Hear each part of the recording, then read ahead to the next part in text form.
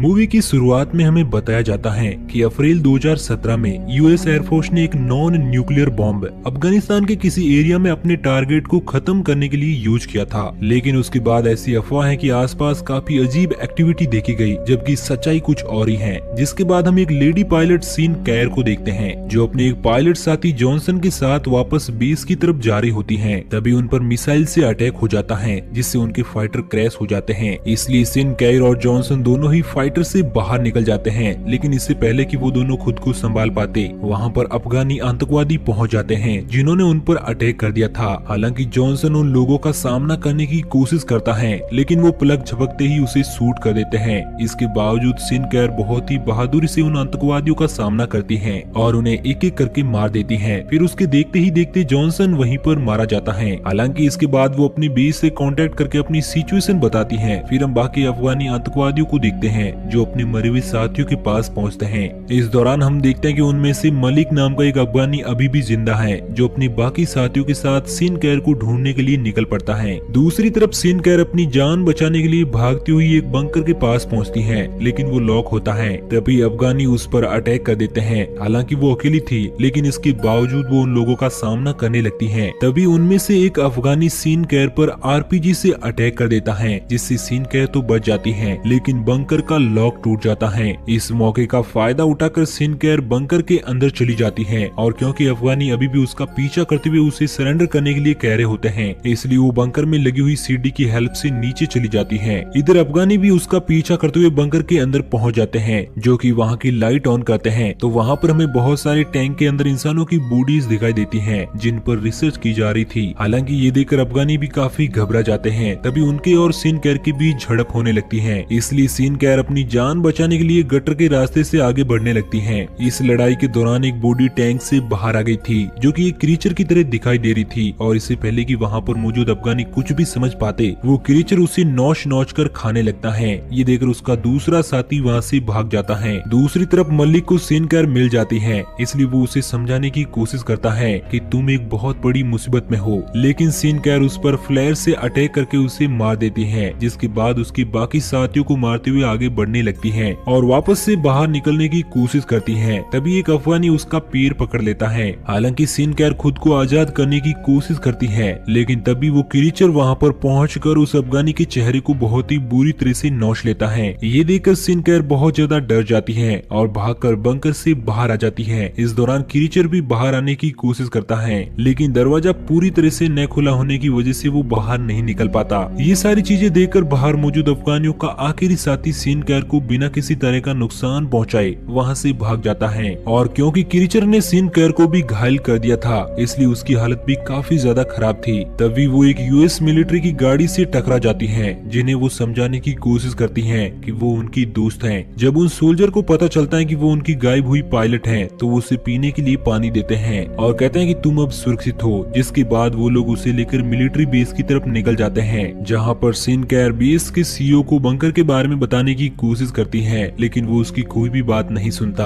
हालांकि सीन कैर कहती है कि मैं तुम्हें उस बंकर तक ले जा सकती हूँ, लेकिन सीईओ को उसकी बातों में बिल्कुल भी दिलचस्पी नहीं थी, जिस चीज से सीन कैर बहुत ज्यादा गुस्सा हो जाती है। फिर ऑफिसर हुक उसे डॉक्टर के पास ले जाता है, जहाँ पर आखिरी बचा हुआ अफगानी भी मौजूद था, जिसे आर्मी ऑफिसर ने पकड़ लिया था। हालांकि सीन कैर उस अफगानी सोल्जर को भी उस क्रीचर के बारे में बताने के लिए कहती है, लेकिन वो उसे कोई भी जवाब नहीं देता। जिसके बाद हुक सीन कैर को बताता है कि मैंने सैटेलाइट के फुटेज चेक किए थे, लेकिन मुझे किसी तरह के बंकर के होने का पता नहीं चला। तो सीन कैर कहती है कि वो इतना छोटा है कि उसे सैटेलाइट से ढूंढना नामुमकिन है। फिर सीन कैर बंकर पर लिखी हुई लाइंस को सोल्जर के सामने लिखकर दिखाती है, तो उन्हें कुछ भी समझ नहीं आता। लेकिन वहाँ पर बैठा हुआ अफगानी उन सब के सामने पहली बार बोलता है और कहता है कि इसका मतलब है कि इसे खोलना मना है। फिर अफगानी सभी सोल्जर को बताता है कि इसने क्रीचर के बारे में तुम लोगों को जो कुछ भी बताया वो इससे भी ज्यादा खतरनाक है। इस दौरान हमें ये भी पता चलता है कि वो बंकर रशियंस ने बनाया है। फिर रात में हम देखते हैं कि बहुत सारी क्रीचर आजाद होकर बंकर का दरवाजा खोलने की कोशिश कर रहे हैं, जिससे वो बाहर निकल सके। इधर सीन कैर को बाकी ऑफिसर अफगानी से पूछताछ करते हैं, तो वो अपना नाम कबीर बताता है। साथ ही ये भी बताता है कि वो अफगानी आतंकवादियों का साथ बिल्कुल भी नहीं देना चाहता, लेकिन अगर वो ऐसा नहीं करेगा तो वो लोग उसे और उसकी फैमिली को मार देंगे। इधर हम एवरेट नाम के एक सोल्जर को देखते हैं जो कि पहरा दे रहा होता है। तभी उसका दूसरा साथी शिफ्ट चेंज करने के लिए पहुंचता है, लेकिन एवरेट बहुत ही ज्यादा ज्यादा हैरान होता है जब वो देखता है कि उसका साथी पलक झपकते ही गायब हो गया है। इसलिए वो आसपास चेक करने की कोशिश करता है तो वहाँ पर उसे ब्लड ही ब्लड दिखाई देता है, जिसके बाद हमें वहाँ पर क्रीचर्स दिखाई देते हैं जिन्होंने बेस पर अटैक कर दिया था। हालांकि सभी सोल्जर्स उन क्रीचर का सामना कर रहे होते हैं लेकिन वो बहुत तेज थे, इसलिए उनका सामना करना नामुमकिन था। जब सीओ को इस बारे में पता चलता है तो वो सोल्जर्स को पूरी तरह से छूट देता है कि वो किसी भी हालत में उन क्रीचर्स को मारकर खत्म कर दे। इधर एवरेट जब क्रीचर का सामना कर रहा होता है तो अचानक से एक क्रीचर उसके सामने आ जाता है और उसके कुछ समझने से पहले ही उस पर अटैक करके उसे घायल कर देता है।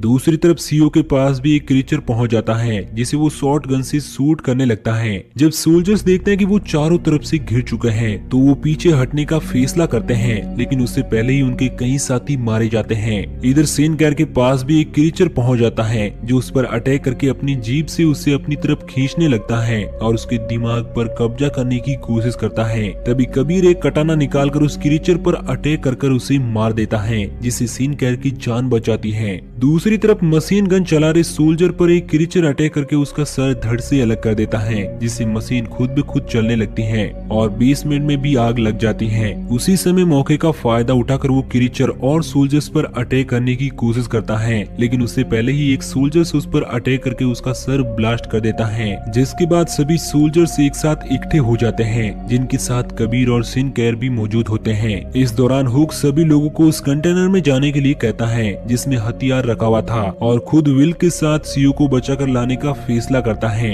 इधर सीओ की हालत बहुत ही ज्यादा खराब हो रही होती है क्योंकि क्रीचर उसे बहुत ही बुरी तरह से पीट रहा था। तभी हुक और विल्क वहां पर पहुंच जाते हैं जो फ्लैश बम से उस क्रीचर को पूरी तरह से अंधा कर देते हैं। इस मौके का फायदा उठाकर सीओ उस क्रीचर पर एक बेसबॉल बैट से लगातार अटैक करके उसे बेरहमी से मार देता है। हालांकि सीओ घायल होने की वजह से हुक से खुद को वहीं छोड़ने के लिए कहता है, लेकिन हुक ऐसा नहीं करता। फिर उनके बाहर पहुंचते ही एक क्रीचर उनके सामने आ जाता है, जिसे बाकी सभी सोल्जर्स गन से शूट करने की कोशिश करते हैं, लेकिन उस पर कोई भी असर नहीं होता। इसलिए सिनक्लेयर एक उलाड़ी से उसके सर पर लगातार अटैक करके उसे भी मार देती है। फिर वो सभी लोग कंटेनर में छिप जाते हैं और क्योंकि उनके पास कोई भी रास्ता नहीं था, इसलिए वो पूरी रात वहीं पर गुजारने का फैसला करते हैं। इस दौरान हुक कबीर से पूछता है कि तुम जरूर इन सब चीजों के बारे में कुछ न कुछ जानते हो, इसलिए या तो हमें वो सारी चीजें बताओ या फिर बाहर उन क्रीचर का शिकार हो जाओ। इसलिए कबीर बताता है कि मेरे पैदा होने से पहले ही रसिया ने अफगानिस्तान पर अटैक कर दिया था, जिसके बाद 1988 में बड़ी मुश्किलों के बाद अफगानिस्तान ने अपनी एक सेना तैयार की जिससे वो रशियंस का सामना कर सके। लेकिन अचानक से उनके सामने आदमी एक एक करके गायब होने लगे और इस चीज में अफगानिस्तान ने 46 गाँव खो दिए थे,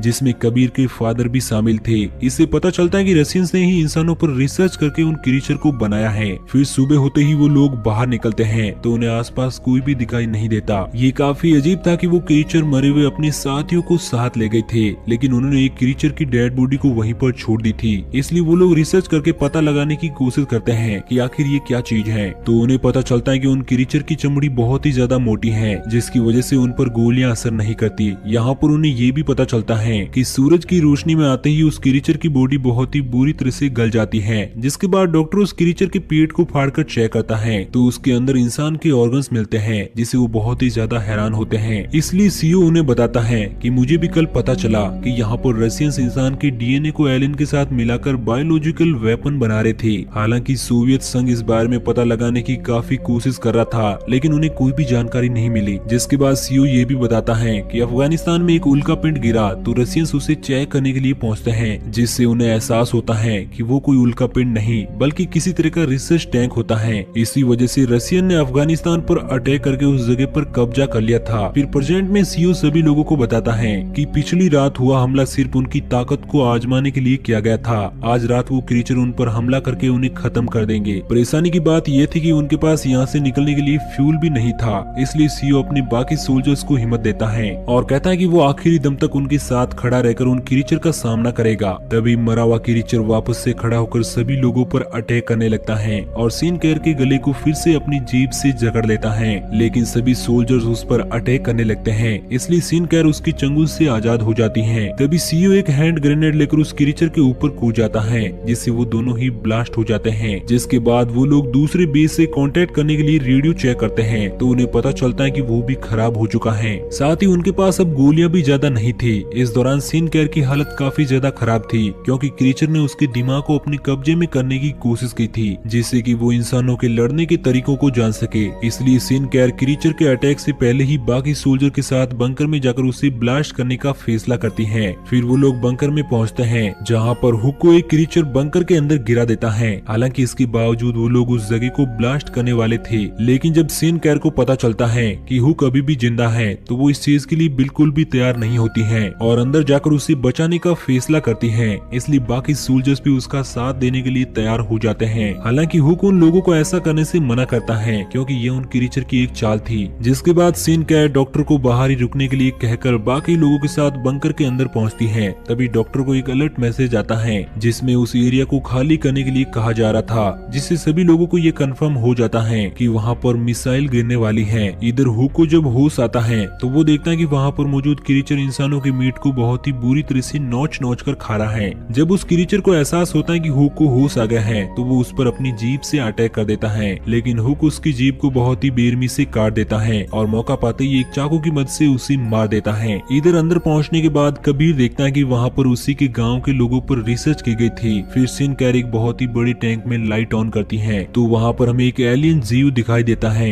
जिसकी हेल्प से रिसर्च की जा रही थी। तभी हुक भागता हुआ बाकी सोल्जर्स के पास पहुँचता है, जिसके पीछे एक क्रीचर भी था, जिसे मारते हुए उन लोगों की लगभग सारी गोलियां खत्म हो जाती हैं। इधर बाहर मौजूद डॉक्टर को भी अफगानी घेर लेते हैं, इसलिए वो उनका सामना करने लगता है। तभी बंकर के अंदर मौजूद सभी लोग आगे बढ़ते हैं और वहाँ से निकलने की कोशिश करते हैं। इस दौरान उनमें से एक सोल्जर जॉन्स बाकी लोगों को बचाने के लिए वहीं पर रुक जाता है, जिससे वो गेट को बंद करके क्रीचर को रोक सके। फिर जब वो लोग सीढ़ी तक पहुँचते हैं, तो देखते हैं कि दूसरी सोल्जर लफाइट भी गायब है, इसलिए हुक उसे बचाने के लिए वापस जाने का फैसला करता है। तभी हम लफाइट को देखते हैं, जिस पर एक क्रीचर अटैक कर देता है। इधर मशीन गन जाम होने की वजह से एक अफगानी डॉक्टर के पास पहुंचकर उस पर चाकू से अटैक कर देता है। हालांकि डॉक्टर खुद को बचाने की पूरी कोशिश कर रहा होता है। दूसरी तरफ लफाइट बहादुरी से सामना करते हुए उस क्रीचर को बेरहमी से मार देती है। तभी एक दूसरा क्रीचर उस पर अटैक कर देता है और उसके चेहरे को बहुत ही बेरहमी से नोच कर खा जाता है। ये देखकर हुक काफी ज्यादा घबरा जाता है, लेकिन इसके बावजूद वो उस क्रीचर का सामना करता है।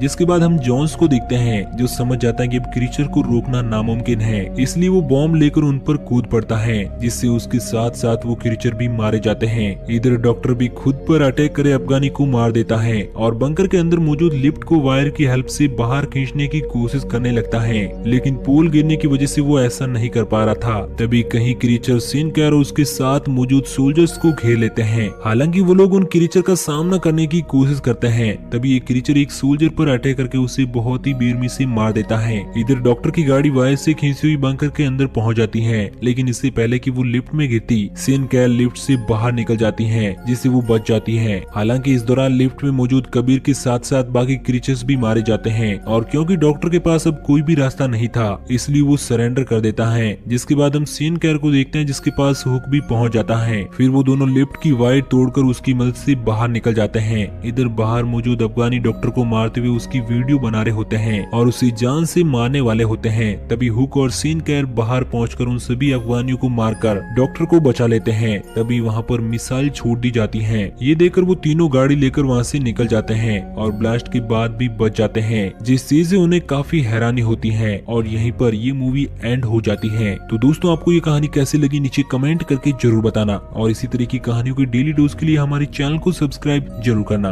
को सब्सक्राइब करें और बेल नोटिफिकेशन को प्रेस करना ना भूलें। तब तक के लिए टाटा।